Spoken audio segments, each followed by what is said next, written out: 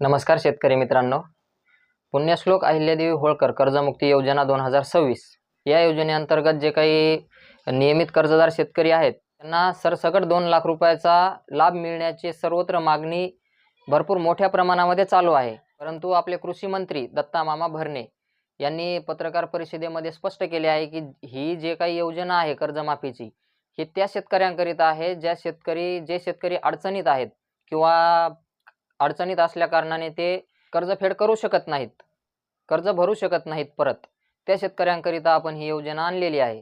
आणि जे काही नियमित कर्जदार शेतकरी आहेत त्यांना आपण वेगवेगळ्या शासकीय योजनेमधून लाभ देत असतो. जसं की केंद्राची काही योजना असेल, राज्य सरकारची काही योजना असेल, कृषी विभागाची काही योजना असेल, या योजनेअंतर्गत आपण त्या शेतकऱ्यांना लाभ देत असतो, असे त्यांनी स्पष्ट केले आहे. म्हणजे त्यांच्या बोलण्यावरून तर एवढंच वाटतंय की जे काही नियमित कर्जदार शेतकरी आहेत त्यांना 2 लाख रुपये मिळण्याची मागणी चालू होती.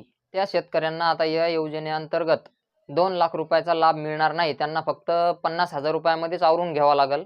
आणि त्यांच्या बोलण्यावरून तर आता स्पष्ट झालं आहे की त्यांनी या 2 लाख रुपयाची आशा सोडून द्यावी.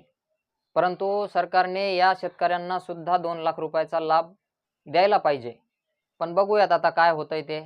काही नवीन अपडेट आल्यास आपल्या चॅनलद्वारे परत अपडेट देण्यात येईल. त्यामुळे आपल्या चॅनलला सबस्क्राईब करून ठेवा आणि माहिती आवडली असल्यास व्हिडिओला लाईक करा.